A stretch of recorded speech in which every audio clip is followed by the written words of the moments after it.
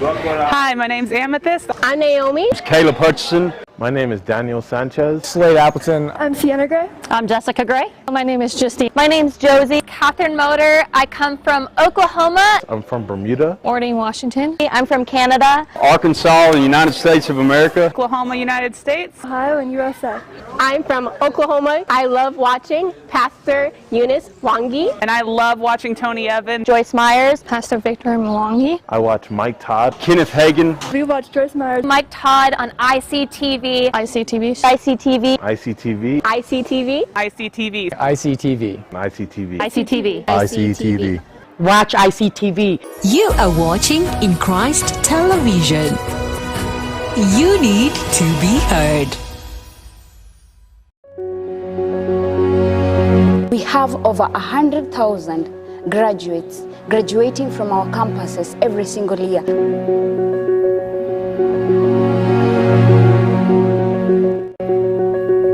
What the Jeffrey Prince is basically all about, it is dealing with fashion, more so with an African taste. Cakes are, let me say, they are the crown of occasions. I'm a psychologist. You find you have a course you don't love, you look for a job you don't love, you live a life you don't love. It's very frustrating. A frustrating life. But if you have passion for something, you'll always have the energy to forge ahead and look for it. Find what you can do and do it.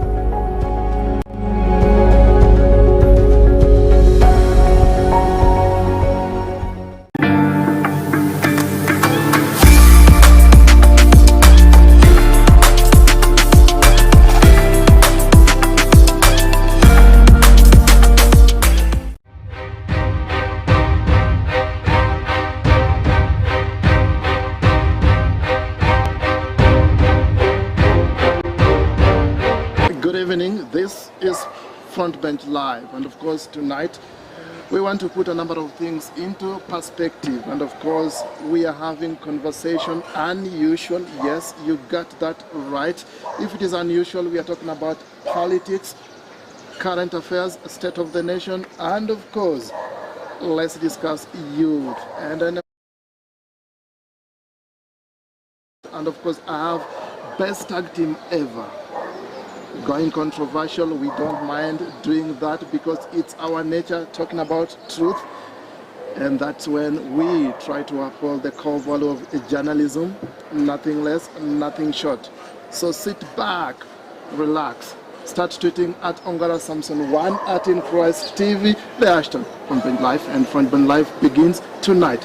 Like I told you, I've best tag team ever. We are going to talk about politics tonight. Don't worry, it's gonna be candid, it's gonna be transparent, and on my immediate right I have somebody helping me to actually dissect the virtues or what it takes to be a leader. I'm talking about Mr. Peter Kimori, I beg your pardon, who is the director from Center for Character and Leadership.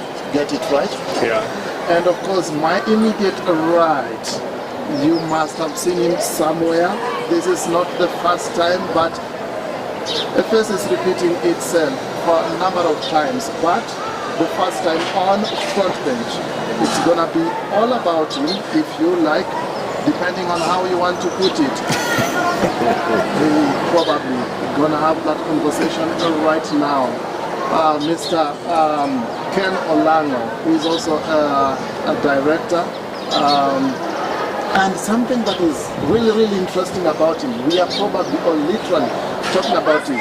He is a leader and also an aspirant Kayole South. These are the things that we want to talk about. So without wasting much time, I want to give you just 1 second, gentlemen, just to probably say a word or so, and then we just kick off. I'll start with you because this is the first time, first time on Front Bench. Thank you very much, viewers, and thank you very much, Sam, for inviting me here, at least to say one or two, have a conversation on the Front Bench. For sure, it has been a while. And welcome back. Thank you. Not this ex-president. Thank you so much. But I like corrections. You started by saying, I don't know, I'm an aspirant. I'm not an aspirant, my friend. I'm a candidate. I am a candidate. You are a candidate? Yes, in South. I'm a candidate. Yeah. Yes. So I just want to say that I'm here and I'm very ready to be grilled. And I want to see how far you go. Thank you very much. What are your thoughts? Yes. Hello viewers, thank you very much Sam and the management of ICT Television for inviting us today to discuss about the Kenyan politics, and we are so grateful for this opportunity. Yeah. Thank you so much. So we want to start this conversation first by just going down memory lane. We are not going to take much discussing this, but we had a conversation last time and we were just trying to, digress the current dynamics in politics, if you like. But something that interests me the most, if you look at the trends in Kenyan politics, they tend to remain the same in terms of who are we maybe looking at in terms of who is vying or what have you. But before we get there, let's start by just trying to review the current government. It has been like about 9 years, and this is their last year. They're just finishing, going on, and they had amazing plans in terms of, let's talk about the Big Four agenda, and also like the things that they have done. There are some things that are remarkable, recommendable. Do you by any chance feel like there is a gap that is left, that there are things that they have not actually accomplished as the government? I'll go with you first. Okay, thank you very much. I have to say and appreciate the fact that we as Kenyans, we have been very lucky to be in this country, a great country called Kenya. It is a country that so many people are yearning to be in. We have seen so many countries even going to wars, going even to civil wars. But we are lucky, we have been held together by our leaders through the hands of God. And Jubilee government has been there for the 9 years. The first term, first 5 years, was somehow guilty. The second term was somehow still chaotic, but with some little improvement. These are governments that got everything running from the late President Mwai Kibaki. The economy, the way where he got the economy from country, and everything is like falling down. But he brought everything back normal. You could see so many roads being done. Like we have a very good example. Just now, remember we have to take a highway, which some people thought would not be possible. Education. This great man made sure that we had a free primary education, and he did a lot. The Jubilee government was supposed just to move on with what had been started by the NAC administration, but unfortunately, a lot of corruption. Unfortunately, a lot of corruption has been evident according to where you are heading to. I just want to close your thoughts. I'm coming back to you.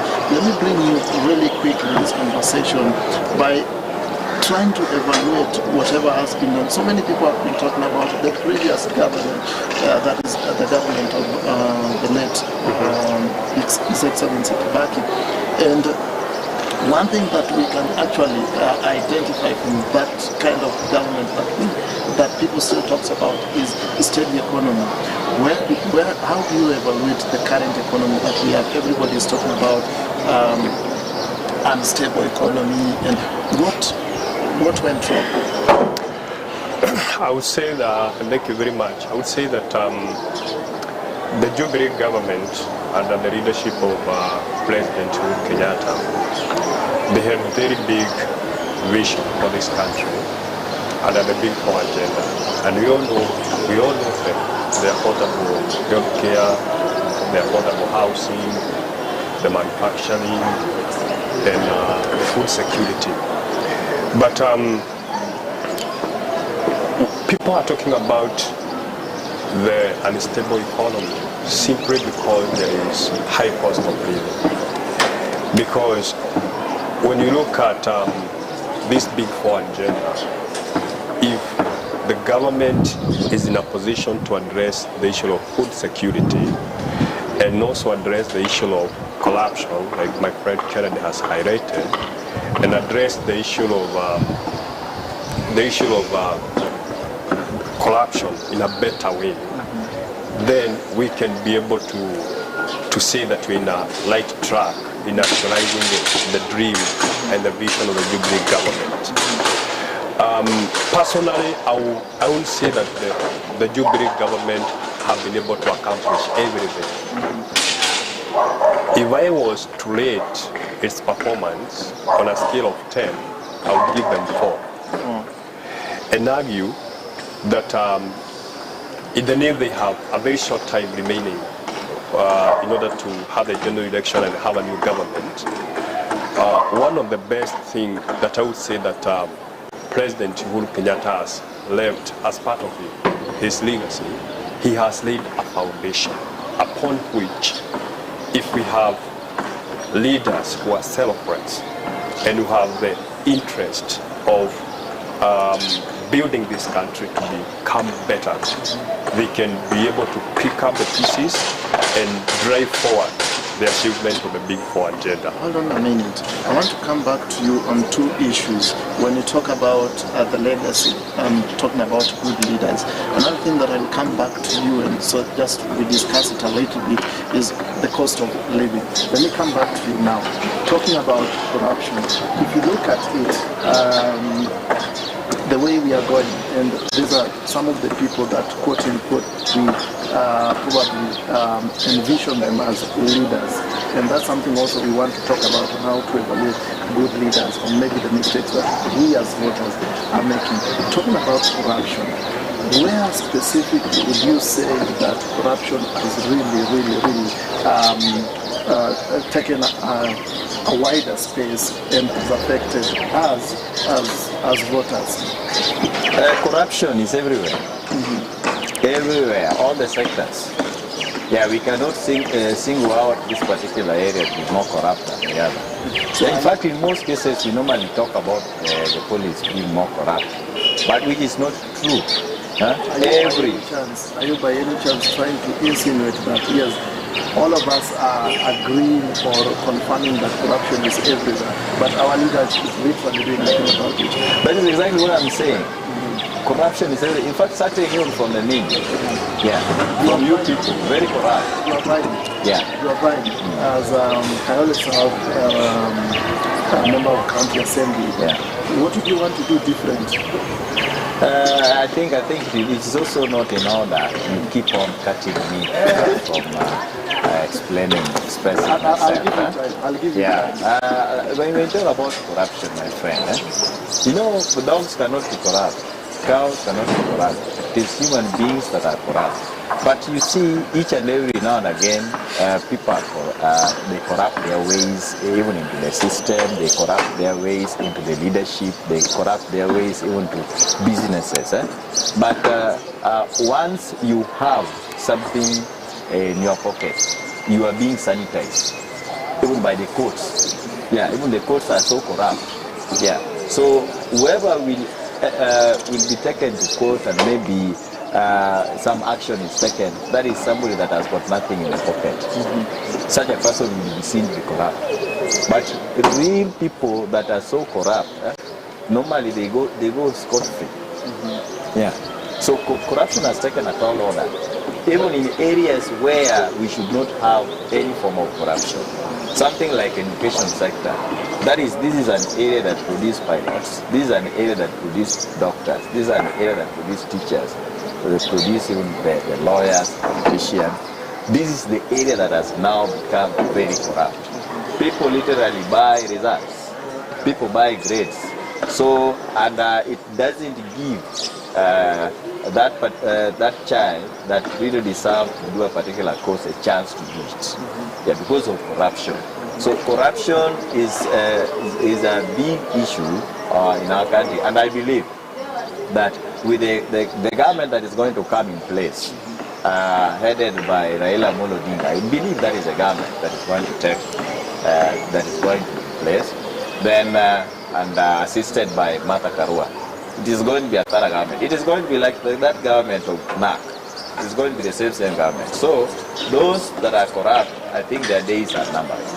Yeah. I think you've debated really well on that particular matter, but I still want to come back to you on the same topic. But before then, let me just borrow your opinion on what he is saying. Are you trying to be in agreement with what he's saying, or what is your opinion concerning his sentiment? I would say that the way he has put it, corruption is everywhere. People even, he has said that people buy grades, but even people buy jobs. Yeah, you go for an interview, but the human resource team have already decided who will take that position.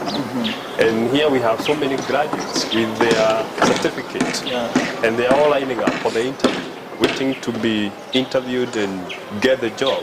But someone somewhere went behind the door, presented some token, and it has already been decided. So I think in the leadership of this country, we really need leaders who will be able to overcome the integrity test. The integrity test, because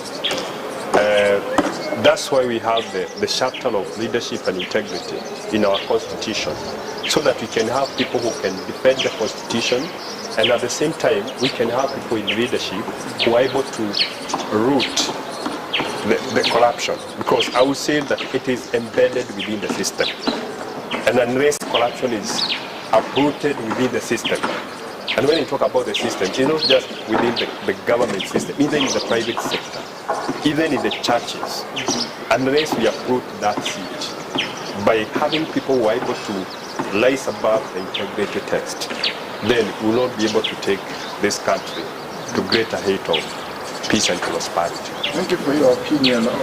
Guys, this is Front Bench Live, and of course, keep your comments coming. In case you have a question for these two gentlemen, it's going to be fun. Do send them on the number scrolling on your screen, and of course, keep tweeting at Ongara Samson 1. Are in Christ TV, the action actually begins to where we started. We want to just pick a quick recap before now we get to the position that we are supposed to get to. We're just trying to warm up. And of course, something that we really want to talk about is very, very important, especially now looking at you from where you are and the position that you are aiming at.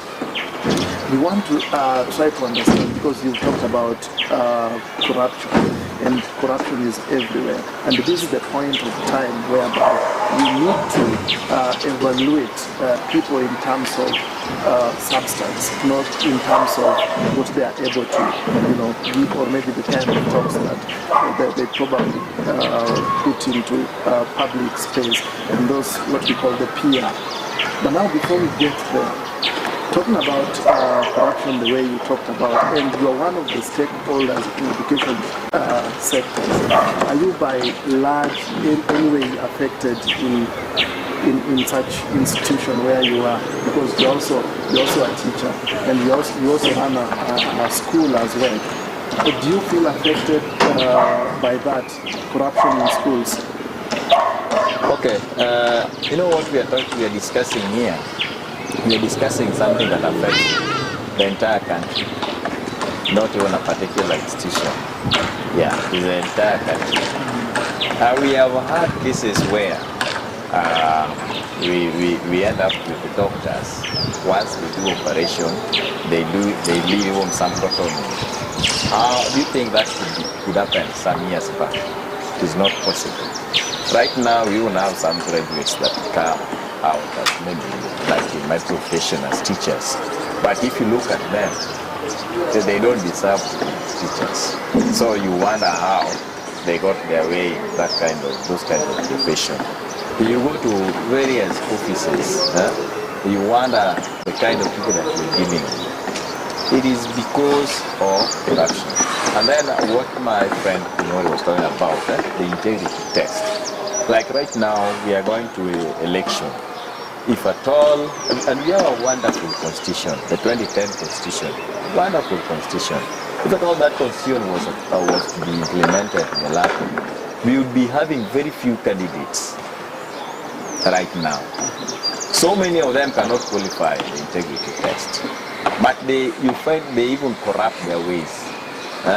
Even to the higher institutions that should ensure that you only have leaders with integrity to run for these offices. Yeah, so I think it is still going to take us years and years before we really break this chain of corruption. I see. In a word also, just when you talked about high cost of living, and that's what people take as unstable economy, and it's very practical that the cost of commodity has risen by about double. Yeah. And what did you say about this? Does that mean something, or is it something to pay attention to? And why is now maybe the stakeholder, like now the government, is pretty silent about it? What would be your I would say that living in a country where there is no a strong opposition team that can do the checks within the government is a big challenge, because I would like to say that when Honorable, the former Prime Minister, was in opposition, when he used to raise a voice, the government was hearing, and immediately we used to see some change. But in the current political environment, if they need there is high cost of living and the price of commodity is risen by 100% or 80%, no one is raising the voice on behalf of Wajiko. So Wajiko is suffering silently, yet Wajiko will be hiring someone in August to go to an office. Can we have, I would say that this is a season that Wajiko should become more enlightened and see that the people who are there, no one is talking about his or her issues. His or her issue, no one is addressing about the high cost of living. So when people will be casting their votes, including those who will be electing my friend here, they should do it wisely. They should do it wisely and elect people who will be able to deal with the issues of the ordinary Wananchi, including the vulnerable groups that are living in slums. Because I've been arguing that in the current economy, people who are earning less than 500 per day, they're just surviving by grace. I would say they're surviving by grace. Yeah, it's tough for them. Because if you try to apply for that money, you buy for commodities, you pay school fees, you pay the house rent, it's not enough. In fact, some of them are listed in CRP. So who is addressing their needs? Let me now, gentlemen, let us now come from a point whereby we want to now categorically, evaluate these people in such a way that let us just know what it takes to be a leader, and how do we probably know that this is a good leader. Because one thing that happens, that the same people, if you look at the political dynamics in Kenya, it has ever been the same people, same promises for over a long time. But you realize that at the end of their term, the promises still actually carry on, that we're gonna do this, we're gonna do this, we're gonna do this. But do you really think from where you sit is a mistake that we make as voters, or we are just being taken around for a ride for any reason? I'll start with you for this matter. I would say that I won't say that 100% is the same people, because when I look at the way things are being, the way that some changes that are taking place within the political system, there is the element now, the issue of gender inclusivity. And that's why we are having a running mate with a deputy running mate who is of a different gender. That has not been there actually, especially at the top contestants in the general election. But having said that,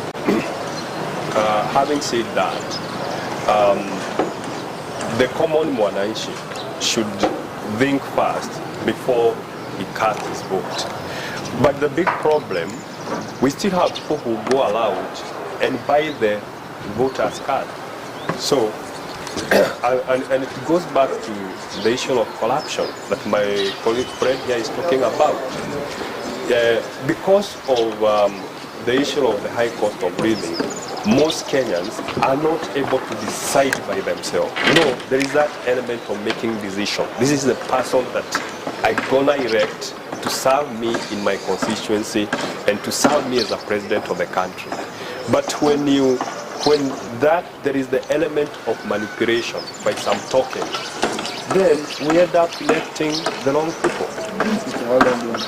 Ladies and gentlemen, this of course has been Front Bench Live, and of course this is one of the channels whereby you can watch information of substance. And if we tell you something is really happening in 254, you know it's happening probably on IC television. So keep tweeting at Ongara Samson 1 at Incross TV. The hashtag Front Bench Live comes back next week, same time, same channel. Good night. Good luck. God bless.